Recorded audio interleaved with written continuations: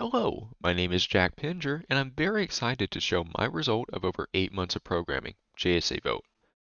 JSA Vote is a web-based voting platform modeled after the Junior State of America's debate style.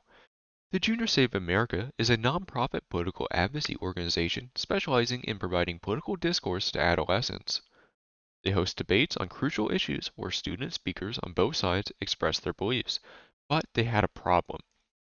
Their ballot collection method consisted of either paper ballots or the use of Google Forms. Paper ballots are acquainted. They're unsafe for COVID-19 and other pathogens, and they're easily manipulated.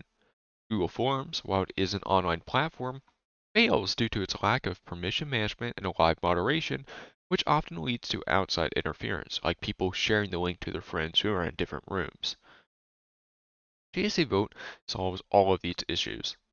Being web-based and cross-platform has the accessibility of Google Forms, but also has the live moderation needed to ensure fair and honest votes. To show you how it's done, let's take a look at the application. This is the index page, which is where voters can enter a room. I currently have one created, so let's go ahead and register.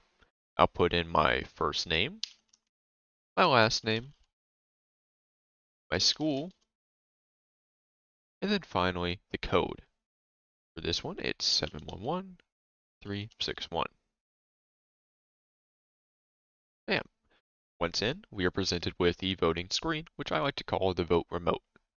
The page stores voter information for up to 2 hours, so as long as I keep this page open during the debate, I'll be allowed to vote at the end.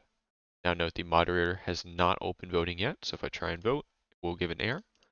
But once it is open to voting, like that, it goes right through and returns the user to the main page. Before we go into the Rooms page, let's visit the dashboard for credentialed users. Clicking on the Login button allows us to enter a token and a PIN. Typing in the correct information brings us to the dashboard. So do that now. I'm going to log in with the admin account. Bam! Now we're at the dashboard. Now I am using a developer level account, so I have access to all 3 of these permission levels. However, admin users will only have access to the admin tab and moderators only have access to the moderator tab.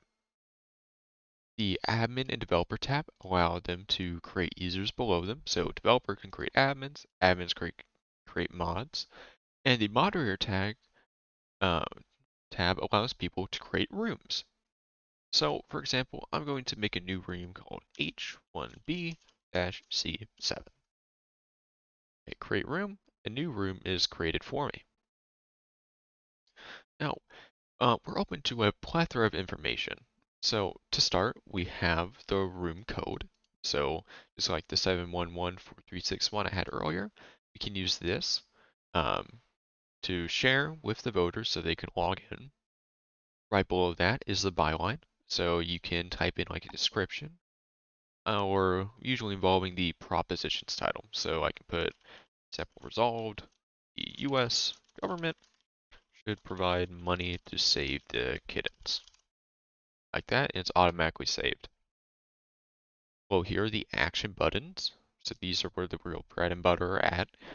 You can open/close the room to new voters.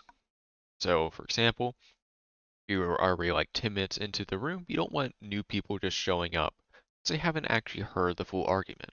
So you can close the room to them. Next up, you have open/close for voting. So you don't want people immediately voting once again in the room. That's no good. So automatically it's closed, but you can then open it up later on to allow people to vote at the end.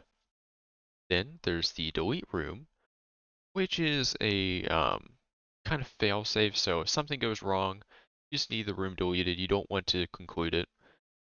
Go here, hit delete room, and everything's going to be fine. Then there's conclude. Conclude is like we're finished. Everything's good, and it pushes it to the rooms page, which we'll go over later. Below that, we have the vote tally. So you can see the yays, the abstaining, and the nays. And then we have a table of users. So far, we don't have any in there. So on my other screen, I'm going to add some in.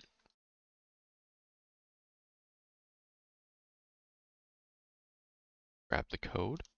And the cool thing is it pops up in live time without me having to refresh the page. So we have Joe Smith from Common High School. We'll also have James Bond from MI6.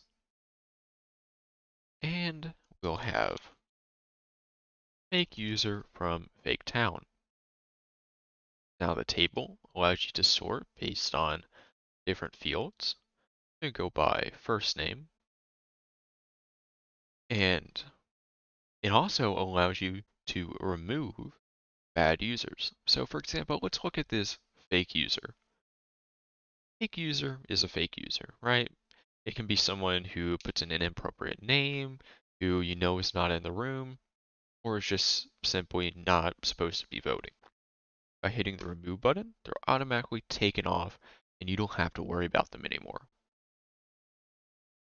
Now, let's say that we got everyone in, we can close the room, and then it's at the end, we're ready to vote. Hit open for voting, and now you'll tell the people to go to their vote menus or their vote remotes and put in their votes. So Joe Smith wasn't too impressed by either side, so he's going to abstain. See, that comes up live, updates the tally. But James Bond really loves kittens, so he's going to vote yes, and we have a yes vote. The tallies are automatically added, and since we have all the users voted, we can go ahead and hit conclude. The room is concluded, and a new room can now be created. Now this moves us to the last page for today, rooms. You can hit rooms right here, and brings us to a list of all rooms that have been created and concluded, including their title, their ID, tally, proposition, such byline, and the outcome. It supports multiple pages. So for example, we have a total of 3 different pages. It is reactive, so based on your screen size, it will give you a different look to better accommodate smaller and larger screens. It also has 2 different modes, so car view, which is nice for mobile and smaller devices, and also list view, which has a list or table of all the things. So it goes by time, you can see here. I can go to different pages. It just gives us more information in a smaller form factor, which I quite like. And speaking of mobile, this entire website is mobile friendly and works great on mobile. And the best part about this application is there are still so many things that will be added. Because I built this entirely open source and licensed under the GNU General Public License v3, anyone who might find my code useful can use it. Anyone who wants to help in its development can propose changes right on the GitHub page. Additionally, I am working with Texas JSA as part of their technology department and hope to implement this creation into their system by the end of this year. I hope you have liked what has been my passion project for the past 8 months, and if you have any questions, feel free to reach me through this application portal. I have greatly enjoyed this challenge, and I wish you the best.